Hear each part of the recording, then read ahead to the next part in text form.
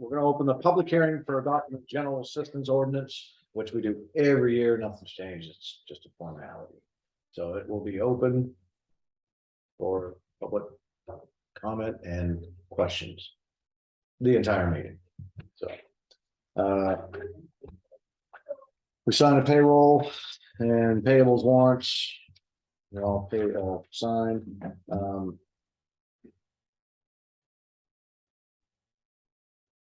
Are you here for the planning board? Planning board, comprehensive plan. Okay, the road and street standards, I don't see anybody here for that.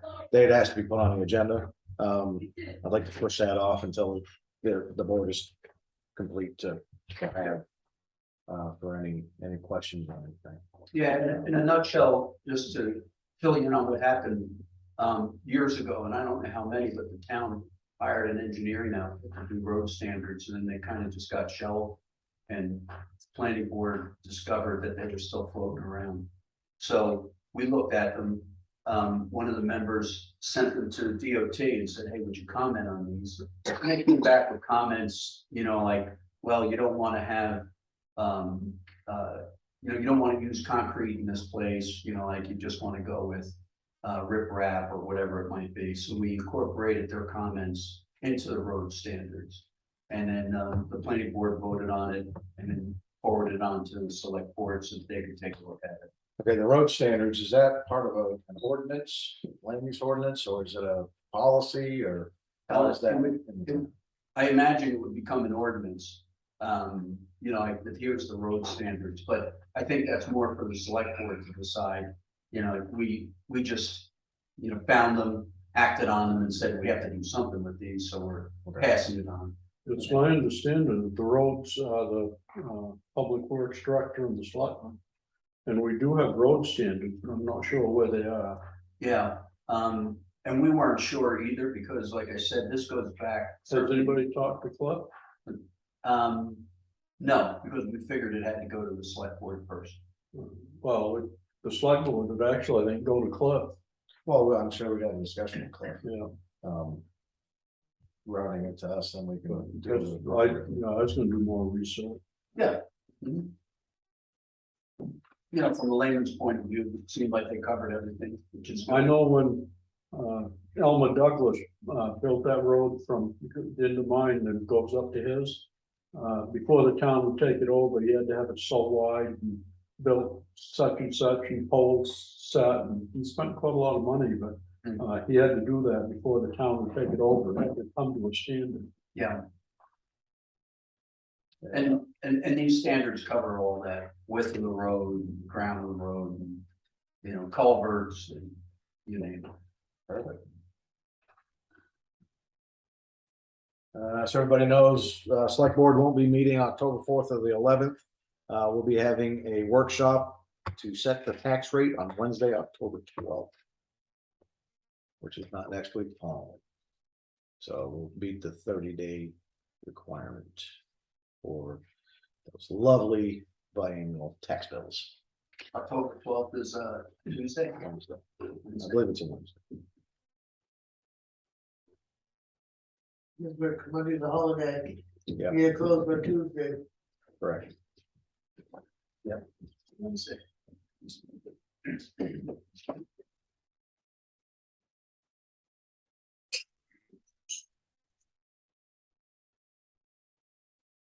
See you two here. Cliff couldn't be here. He's waiting on a grader for a road, driveway, something. Public hearing for adopting general assistance ordinance. Where's the ordinance? We have to draw it up. I'll be honest with everybody. We do this thing every year and nobody's ever asked a question. Nobody's ever said anything. So So we have an I've never- ordinance, so it's just to see if it's any question. well, it's a state requirement that we do this. All right. So But I've never, I opened it at the beginning of the meeting and it can go the entire meeting in case somebody wants to ask a question or make comment. General assistance is there for all taxpayers. If you're in dire need, you come in, fill out the application. It gets routed appropriately and you're taken care of. I can only think of two that have happened this year. Not this fiscal year, but calendar year. They were handled and people were taken care of. Well, there's two. Well, department heads. You're here. You got something? Even crashes. Dang. Friday was a good one, man. That wasn't good. You want some? Well, the one down on 160 is all right. That was just a flop it back over and then go home. No, I went down there because I heard it and I went down, put my lights on, that people didn't care. They still kept on cruising, but yeah. Everybody was okay and I backed out of there. Back to the shop. Yeah, look at Toyota or the Hyundai. Definitely look at Hyundai. That was a good one. You drove it well. Good. Did it? He drove it up to his house. No, we know that. Oh. Yeah, he took that in a Jeep truck. Yeah, other than that. Been quiet other than those two. On some. Knock on wood. Yeah. Good. Good. And say next week's gonna be a pleasure. Yeah. Oh, yeah. Yep. Yeah, I ain't going forever. Stay home.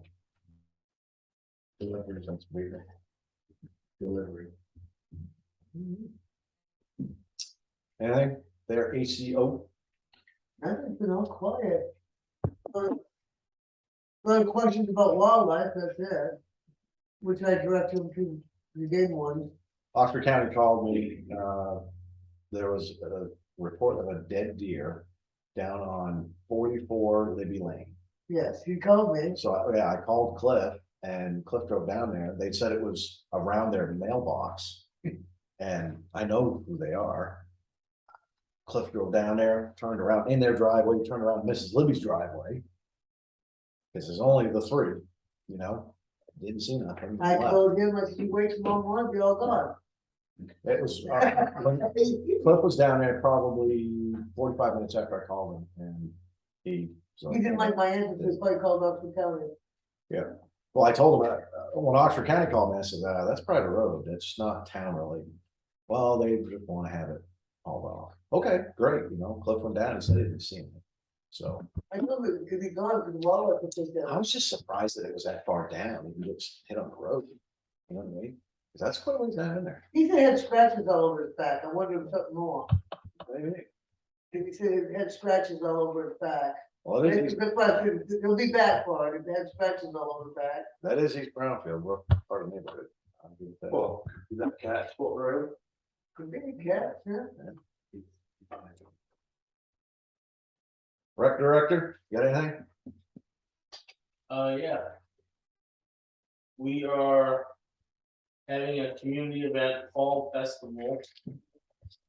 October 22nd next door, so we're gonna have. Some decorations, we're going to get a bunch of pumpkins, through Friends of Rec. And we're gonna have pumpkin carving for kids and stuff, this is the weekend before Halloween, of course. Then we're gonna have a community dinner. Free for anybody and everybody. At the community center. And then we Is that, I Ultimate Country, country band. Unfortunately, the Lions building is being rented at, I got a little ahead of myself, Lions building's being rented. We were gonna have a dance there, again, free, just donations. We were gonna pay for that out of the Friends of Rec as part of our community events. So we're looking for a venue for the band. It's gonna be to be determined at this point. But it's pretty much an all-day event. It started at 2 o'clock, and the band was gonna play 7 to 10. And so that's the festival, yeah, Fall Festival. which is the dinner, band, everything. Yeah, we're gonna get a bunch of pumpkins. We're gonna set it up all outside the community center. And then the kids can have a pumpkin carving contest. Dinner from like 4 to 6. We'll probably light all the pumpkins up, so when everyone comes out for dinner, you know, it's. We get close to dark by then, won't quite be dark. But, and then from there, the event will end here at the community center, and then we're gonna go to the Lions and have a dance over there.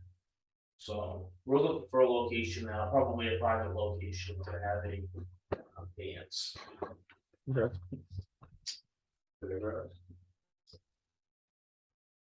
And They got a little expos. possibly, we were trying to keep it in Brownfield, where, Yeah. you know, Store all the lines and stuff. So, what about Monday, New Market? Closing So- hours. possibly, we're talking. That may be what we're gonna do. But we haven't decided yet, for sure. So we're figuring that out now, soccer's going full bore, they have their first home game Friday night. 3rd and 4th graders, the 1st and 2nd graders are playing tomorrow night in Lovell. And the kindergarten and Pee-wees are just doing their practice schedules and stuff.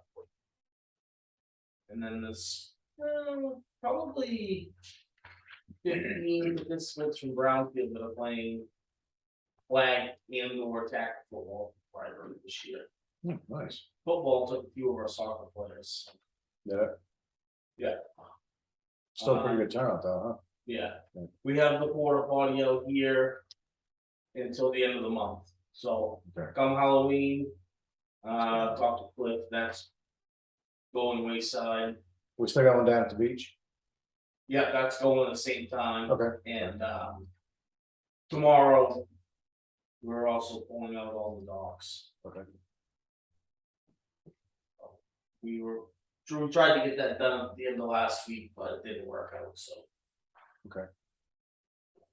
Besides that, oh, yeah. Perfect. Mr. Bryant, Yes, sir. So Eastern Slope Regional Broadband is going to the select board of all 7 towns and formally inviting / asking for the attendance of the boards at a meeting on October 19th at Mollyocking.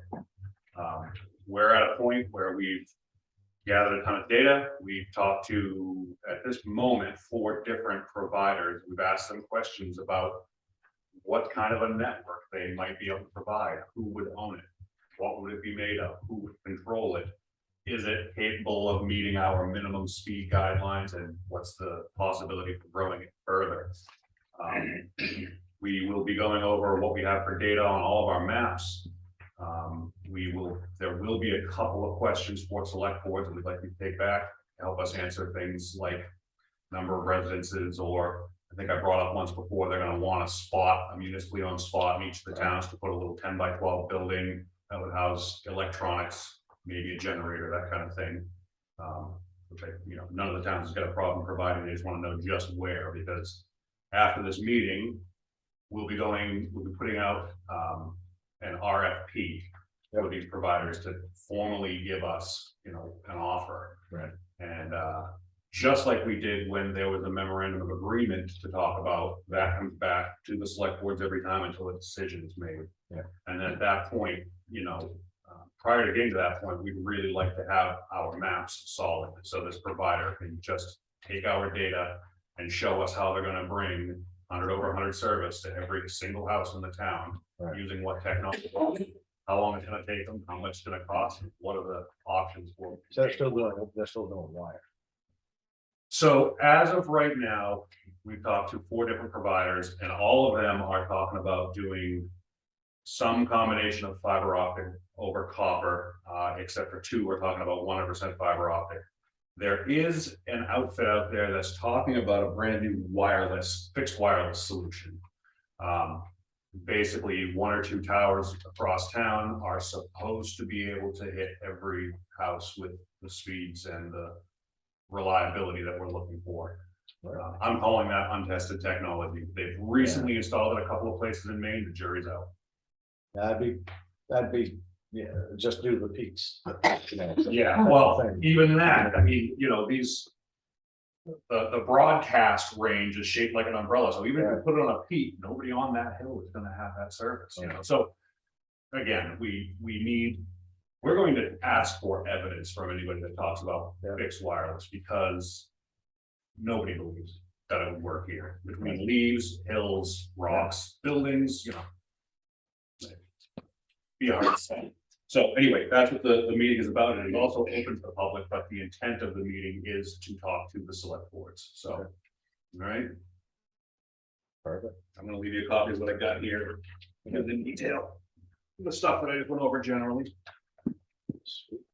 Give me a call, send me an email, I think you've got questions before then.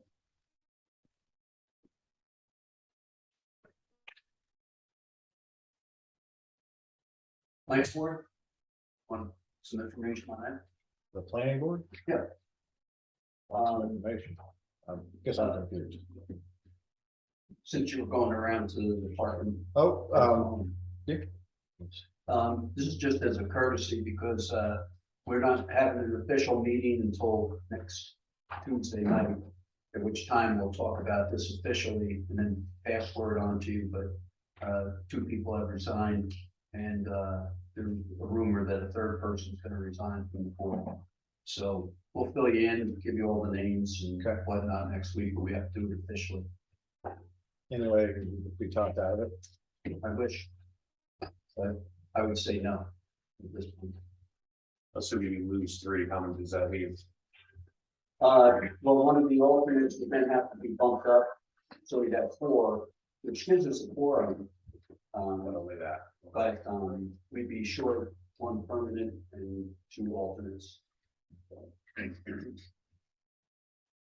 have to do an appointment. Yeah, so that's why we have to wait till next week and that's officially, so select board can make those decisions. And then, just jumping over to comprehensive plan, we had a meeting last night and, Alvina's supposed to get back to us. I know she's out this week to talk about meeting dates. And we have 2 that we're gonna suggest for informational meetings. One on Wednesday, October 26th, and another one on Monday, excuse me, November 14th. So we can get together and hear what people have to say. And then after that, and we discussed this last week, we'll figure out when we would have the special election, special vote, and then we can decide on the public hearings. Okay. We still have to adhere to what they say we have to do for a comprehensive plan. It's just that we don't have to worry about that 60-day Right. time period for the wording on the referendum and so forth and so on. So when Albina gets back, we'll check in with her, and then she was gonna get either all the select board or somebody from the select board to meet with us and figure out the dates and everything.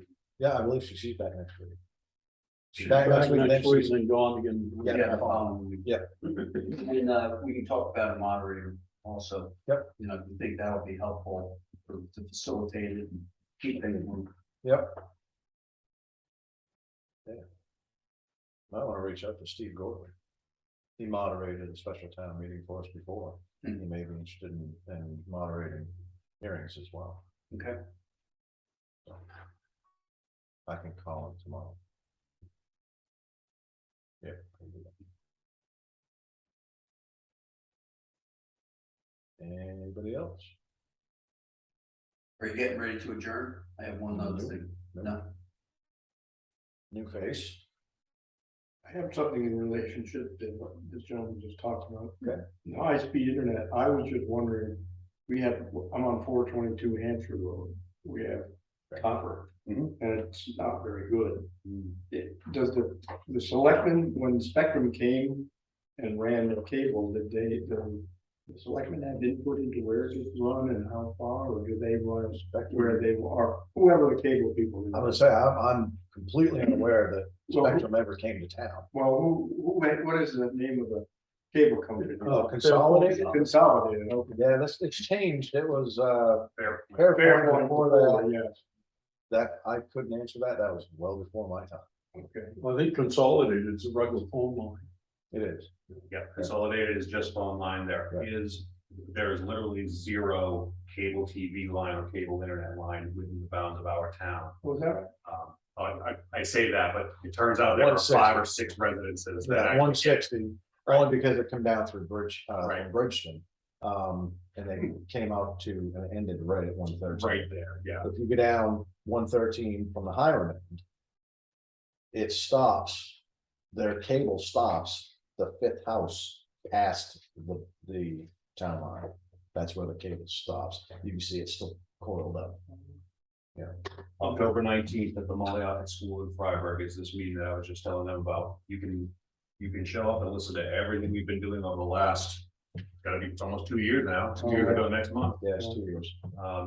And then, and get some sense of what it is we're talking about, because what we're trying to do is give the towns options for affordable, fast, reliable internet. So there are 10 or 15 ways we can go about that. They all cost some money, they all have some risk. So we're just gonna have to be an informed decision made. That's what we're trying to do is inform it. Was that? Yeah, satellite sucks, yeah. So basically, everybody in Brownfield deals with the same issues, reader, Everybody, yes, sir. Yeah, some of us bought the SpaceX funded Starlink satellite service, and it's a lot faster. It's not more reliable than the consolidated communications stuff that everybody else has got. I don't know, man. I got Starlink and I got 0 complaints. You love it, yeah. So Absolutely love it. I'm partially blocked, so. I am. It's on top of the shop. never had internet out of being here, what, 11 years now? I've never had internet as good as what I got now. And I- Raining and clouds don't bother it. Cloud, yeah, none of that stuff should bother them. Nothing. Those satellites are so much closer than the like Hughes nets and the other ones that you were probably Yeah. talking about. Thousands and thousands of miles closer. Yeah, yeah. I've got Cat 6 cable from the shop run to the house, and I've got two separate wireless routers with a bridge. In the house, it's streaming video all day long with the kids. I'm on the computer, I'm out. I even got that pass-through from Snap-on. They downloaded and programmed, flashed a truck. I was on my phone on YouTube trying to figure some things out. I had zero issues, none. So those of us that, I also have it, those of us that have it and don't have perfect view of the sky, whether that's trees and leaves or house away, sort of like that, it can tolerate a lot more than that stuff can, but when I have an issue, you know, I go from, so with your consolidated communications, you're getting something like 10 megabits per second down, I'm getting 15 times that download, so 15 times faster coming in. But when it can't see a satellite, it goes from that level to 0, and then right back to that level. No, in the space of about 4 seconds, it disappears completely and it comes back all the way on. So if you're on a Zoom call, you get a little bit of hesitation, but all things considered, when I compare that to the consolidated communications network that I still have in my house, it's night and day better, and I use, yeah, I use the stuff. It is $110 a month.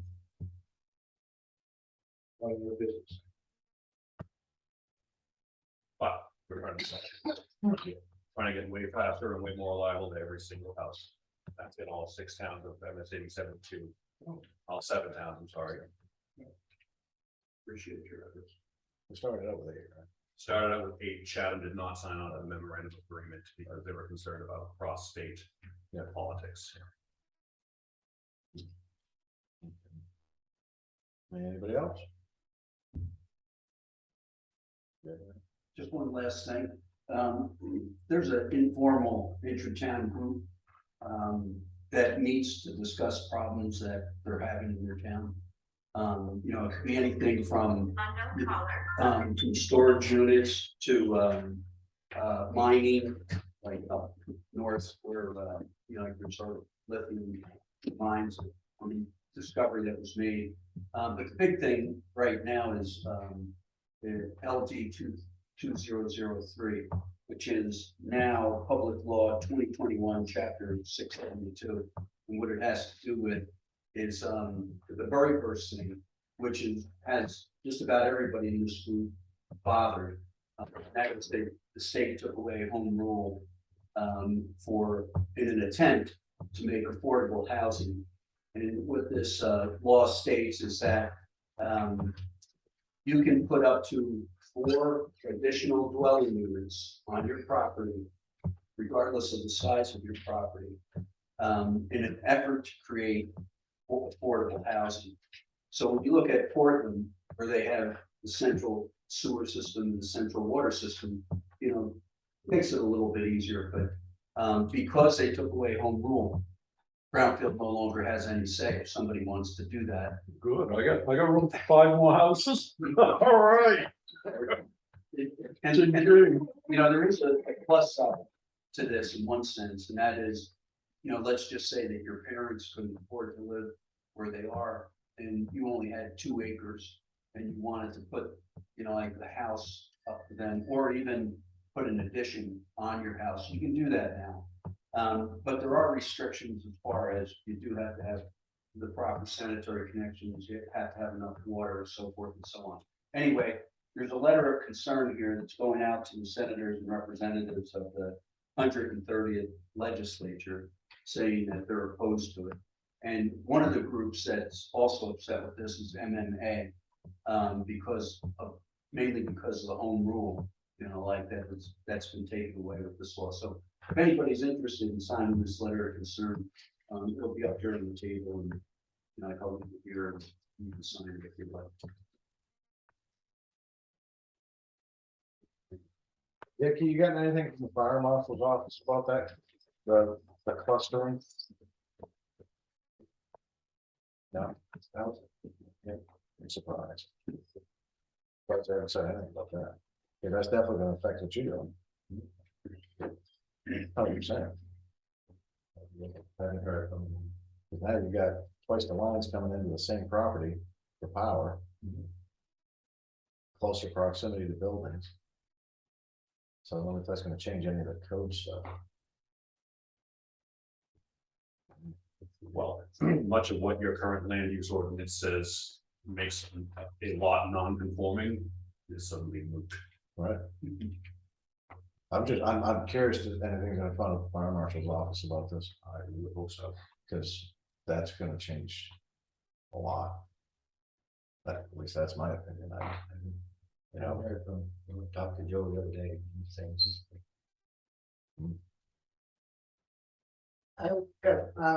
You say that, Southwest Officer County Nutritional Aid, which is the food pantry, is having their annual meeting October 19th at 6 o'clock, and everybody's welcome.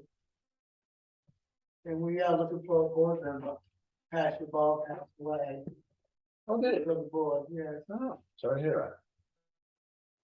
Rob's still over there? yes, Good. yes. But he's not a board member because he is the CEO. Yeah. I So, remember this transition right there. yeah, A little bit. but I just thought I'd let everybody know that if anybody's welcome to come to the food annual meeting. You know, if they have questions or concerns about the food pantry, come and put voice, this is the time to do it. That's the end. Mhm. Where's that gonna be? At the Lions Club at 6 o'clock. October 19th. Cool. Thank you. Anybody else? Make a motion, we adjourn. So Thanks, folks. Thank